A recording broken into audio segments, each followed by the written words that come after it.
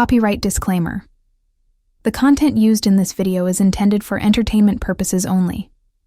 All rights to the images, music, clips, and other materials used belong to their respective owners. I do not claim ownership over any third-party content used.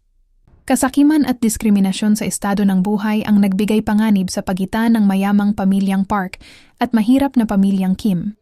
Parasite. Ang mga Kim, si Chung Suk ang ina at si Ki-taek naman ang ama. May dalawang anak sila, ito si Ki-woo at Ki-jong. Sila ay mahirap, nakatira sa kalahating basement apartment sa abalang distrito ng Seoul. Ang pamilya ay nagpupursigi para mabuhay. Nagtatrabaho sa maliliit na kita, tulad ng pagtutupi ng box ng pizza. Ito si Ki-woo ay nangangarap na makawala sa kahirapan sa pamamagitan ng pag-aaral sa universidad balang araw. Ang kaibigan niyang si Min-hyuk ay nagbigay sa kanilang pamilya ng regalo na malaking bato na magbibigay sa kanila ng magandang kapalaran bago siya mag-abroad. Kumain sila sa labas at nagsabi kay Ki-woo na siya ang papalit sa kanyang trabaho bilang English tutor sa anak ng mayamang pamilya Park na si Dahia. Alam ni Min-hyuk ang kakayanan nito sa pagtuturo ng English kahit ito ay hindi pa kolehiyo. Sinabi niya na ang pagtuturo sa mayamang pamilya ay magbabayad ng malaki at malaki ang maiipon niya. Sinabi ni Min-hyuk na dayain nito ang kanyang papeles upang makapasa sa qualification ng pamilya Park. Kinabukasan ay tinulungan ito ng kapatid niya sa pagdaya ng kanyang mga dokumento. Alam ng buong pamilya Kim ang kanyang ginawa at papunta na siya sa mansion ng mga Park. Siya ay namangha sa ganda ng compound sa loob at labas ng mansion. Si Mrs. Park ay hindi interesado sa pagbabasa ng mga dokumento, basta't iminungkahi ng kanyang pinagkakatiwalaan tulad ni Min-hyuk, ito ay kanyang tatanggapin sa trabaho. Si Mrs. Park ay sumama sa unang araw ng pagtuturo upang makita nito ang kanyang mga paraan at strategies. Hinawakan ni Ki-woo ang pulso ni Dahye at ito ay kinakabahan. Pinalakas ni Ki-woo ang loob ni Dahay at sinabing maging focused at matapang sa pagkuha ng exam. At tinanggap na niya ang kanyang unang sweldo sa unang araw. Sinabi ni Mrs. Park na ipapantay nito ang sweldo katulad kay Min-hyuk kapag nagkaroon ng improvement ang kanyang anak. Habang papaalis ay bumaba si Dasong, ang bunsong anak. Sinabi nito na walang makatagal na art teacher kay Daesung. Ang mga teacher ay nagsisimula at umaalis din kaagad. Nang malaman na naghahanap ng art teacher si Mrs. Park para kay Dasong, ay iminungkahi ni Ki-woo ang professional na si Jessica, na sa katotohanan ay ang kapatid niyang si Ki-jong. Sinabi nitong si Jessica ay napakahusay at pinag-aagawan. Nang marinig ito mula kay Ki-woo, ay nakiusap ito na pakikontak kay Jessica. Sa sumunod na araw ay bumalik si Ki-woo kasama si Jessica. Ipinakilala nito si Jessica at tumayo na upang puntahan si Dahay sa kanyang kwarto. Habang nagtuturo ay maraming tanong si Dahay tungkol kay Jessica at tinanong pa nito kung ito ay kanyang girlfriend. Sinabi nito na si Jessica ay classmate ng kanyang pinsan at kahapon lamang sila nagkita. Ikinumpara ni Ki-woo si Jessica sa isang rosas at si Dahye na isinulat nito sa notebook. Kinilig si Daehye at hinawakan nito ang pulso ni Ki-woo. Si Ki-woo ay kinakabahan. Nagkatitigan silang dalawa. Nagkalapit sila at nagdampi ang kanilang mga labi.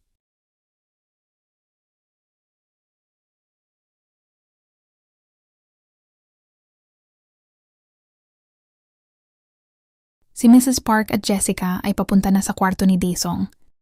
Si Dasong ay isang batang mahirap kontrolin, subalit may espesyal na talento naman sa arts. Pinalabas muna ni Jessica si Mrs. Park sa kwarto.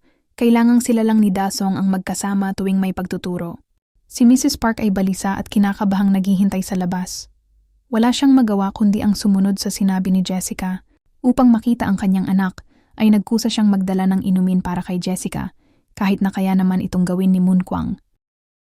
Sa kanyang pag-akyat ay nakita niya tahimik at kalmado lamang ang dalawa. Napansin niyang lubhang naging masunurin at mabait ang kanyang anak. Napakabihira lamang niyang makita ito. Sinabi nitong kailangang sila lamang dalawa ang nasa kwarto kaya naman umalis si Moon Kwang.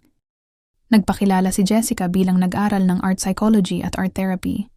Si Dasong ay may obsession sa art at gumuguhit ng parehong sign sa specific na sulok kung saan ito ay schizophrenia zone. Psychotic symptoms ay kalimitang nakikita sa zone na iyon. Kailangan niya ng therapy at sinabi ni Jessica na kailangan 4 na beses na 2 oras ang session na ito sa isang linggo. Mahirap ang pagtuturo dahil ito ay therapy at sinabi niyang mahal ang bayad sa ganitong level. Walang problema sa bayad ang tugon ni Mrs. Park. Sa kanyang pag-uwi ay inihatid si Jessica ng driver ng mga park. Siya ay nagpababa lamang sa Yehua Station. Inalis ni Jessica ang kanyang underwear at iniwan sa backseat. Walang alam ang driver dito. Sinabi ni Kijong, Jessica, na naglagay siya ng patibong sa kotse. May plano siya para sa kanyang ama at tinanong ni Kiwoo kung anong ginawa niya na biglang-bigla si Mrs. Park dalang-dala sa pangyayari. Sinabi ni Kijong na hinanap niya sa Google ang art therapy at gawa-gawa na lang niya ang iba. Si Mr. Park ay pauwi na, nahulog niya ang kanyang papel. Nakita niya ang underwear pero hindi niya ito sinabi sa driver. Sa bahay ay agad niya itong ibinigay sa kanyang asawa at sinabing nakita niya ito sa backseat ng kanilang sasakyan. At ipinagpalagay nila na ang kanilang driver ay may dinalang babae sa kanilang sasakyan at nakipagtalik doon. At kanilang planong alisin ito sa trabaho. Bago umalis, tinanong ni Mrs. Park si Jessica tungkol sa driver at sinabing ito ay mabait at cool, na siya ay ibinaba nito sa Yehua Station at sinabi ni Mrs. Park na hindi na ito magdadrive para sa kanila. Iminungkahi ni Jessica na mas mabuti siguro kung may edad na ang driver, inirekomenda niya ang driver ng kanyang uncle. Sinabi niyang lumipat na sa Chicago ang kanyang uncle at hindi niya alam kung available pa si Mr. Kim ang driver na tinutukoy niya. Pinilit ni Mrs. Park ito na kailangan niyang makausap si Mr. Kim dahil nagtitiwala lang siya sa mga taong inirekomenda ng taong pinagkakatiwalaan nito. Kinabukasan ay nag-report na si Ki-taek, Mr. Kim, sa opisina ni Mr. Park. Naghintay ito sa labas at nag-drive na pauwi sa mansion ng mga Park. Ngayon ang sunod na target ay si Moon Kwang ang housekeeper. Sinabi ni Dahae kay Kiwoo na gusto niya ang peaches, pero si Moon Kwang ay hindi sila nito binibigyan dahil may malalang allergies ito dito. At kumuha nga ng peaches si Kijong sa tindahan. Kinolekta naman ni Kiwoo ang mga pulbos sa balat ng peaches. Sa mansion naman ay binati ni Kiwoo si Moon Kwang at ibinudbud niya ang pulbos ng peaches dito. Si Moon Kwang ay nagpunta sa ospital dahil sa kanyang allergies upang magpa-check up. Hindi niya alam na nandoon din si Mr. Kim at ito'y kumuha ng litrato. Ipinakita nito ang litrato kay Mrs. Park. Sinabi niya na narinig niya na mayroon itong active tuberculosis. Pakunwari itong nag-alala kay Dasong na baka ito ay mahawa. Gayun din naman si Mrs. Park ay alalang-alala sa kanyang anak at sinabing wag itong sasabihin sa kanyang asawa. Si Mr. Kim ay nag-text kay Jessica na malapit na silang dumating. Agad na pumunta ito kay Moon Kwang at naglagay ng pulbos ng peaches sa kanya. Pagpasok ng bahay ay naabutan ni Mrs. Park na ubo ng ubo si Moon Kwang. Samantala, si Mr. Kim naman ay dali-daling nilapitan ang basurahan. Pinatakan niya ng pulang likido ang paper napkin na inubuhan niya Moon Kwang. Kinabukasan ay kinausap ni Mrs. Park si Moon Kwang at ito ay inalis niya sa trabaho. Sa daan naman pag-uwi ay biglang natakam si Mr. Park sa braised ribs at sinabi kay Mr. Kim na ito ay maghanap ng restaurant.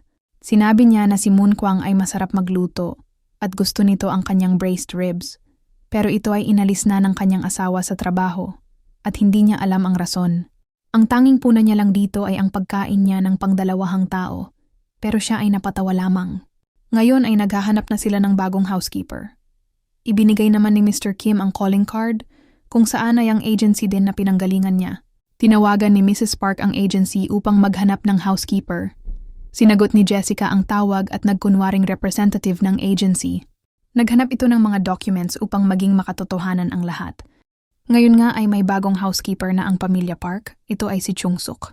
Empleyado na ng pamilya Park ang buong pamilya Kim. Tagumpay ang kanilang plano. Samantala itong si Dasong ay napansin niya magkakapareho ang amoy ng damit nina Mr. Kim, Chung Suk, Jessica at Kiwoo. Pero binaliwala lamang ito ng mga Park.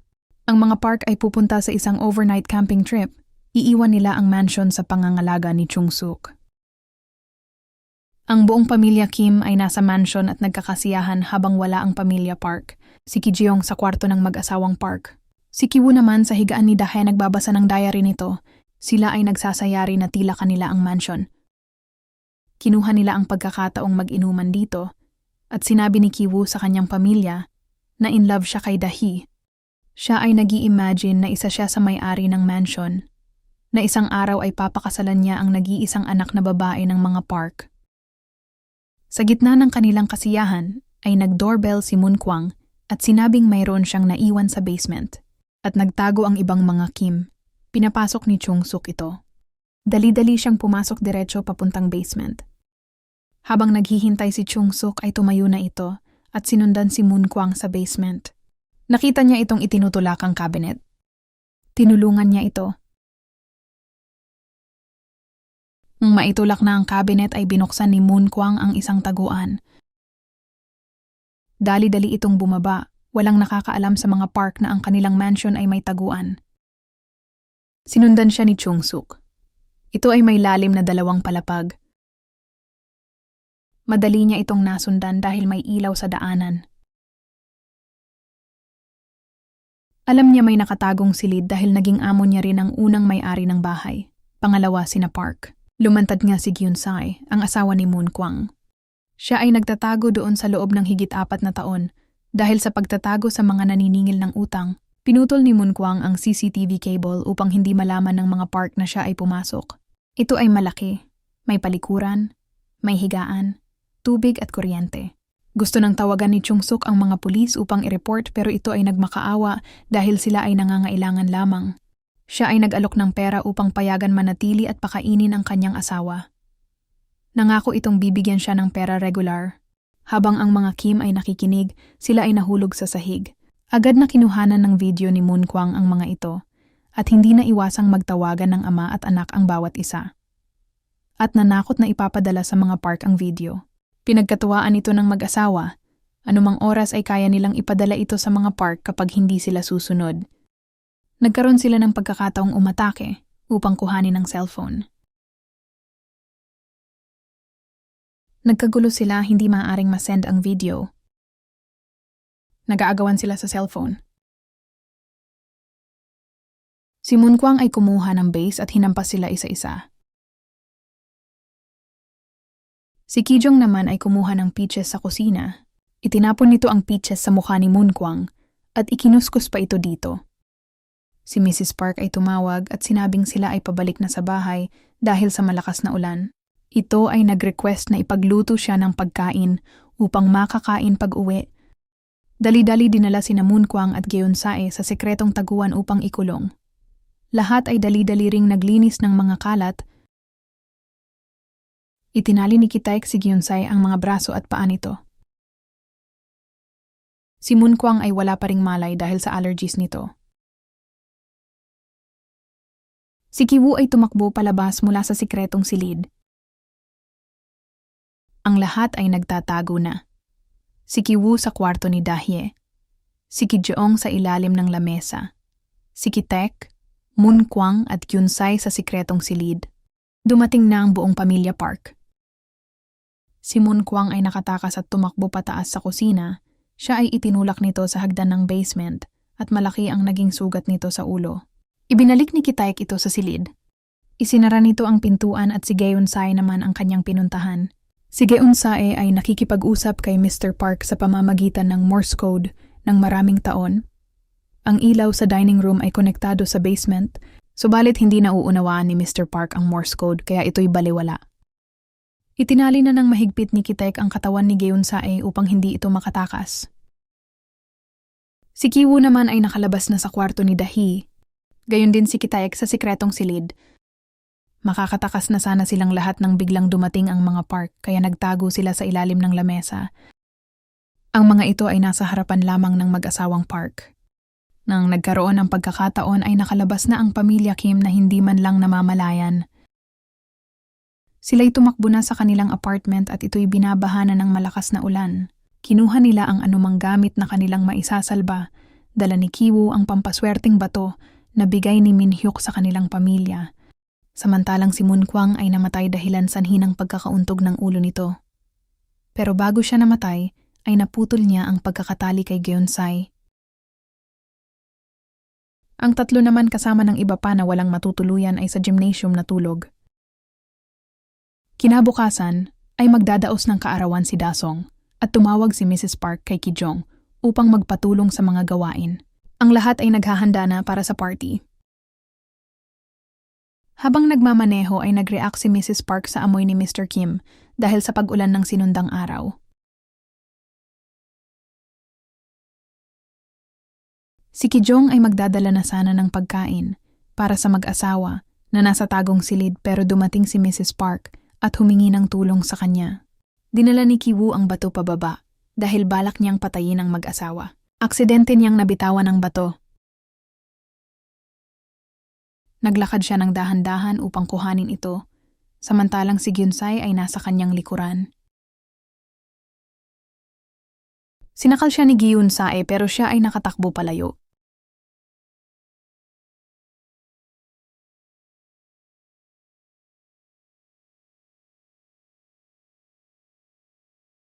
Naabutan siya ni Gyun-sai at inihampas sa kanyang ulo ang bitbit niyang malaking bato.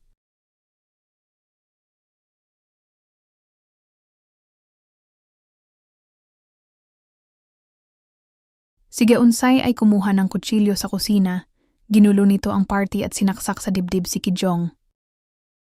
Ang pagpapakita ni Gyun-sai ay nagpalala ng traumatic memory ni Da-sung na nagresulta ng seizure dito.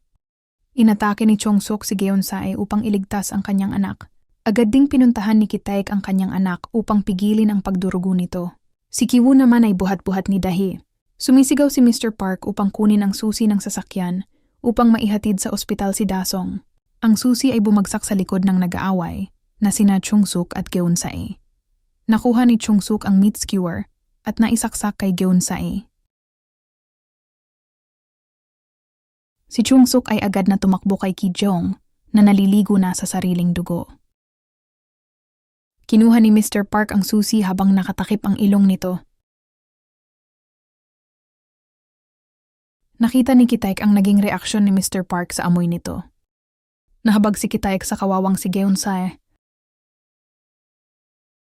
Kaya naman sinugod niya si Mr. Park at kanyang sinaksak sa dibdib. Pagkatapos niya masaksak ay agad siyang tumakas. Si Ki-woo ay nag-undergo ng brain surgery at ilang linggo din na coma. Nang nagkamalay na ay lagi na siyang tumatawa. Siya at ang kanyang ina ay humarap sa hukom at nasentensyahan ng probation. Papunta na sila kay Ki-jong.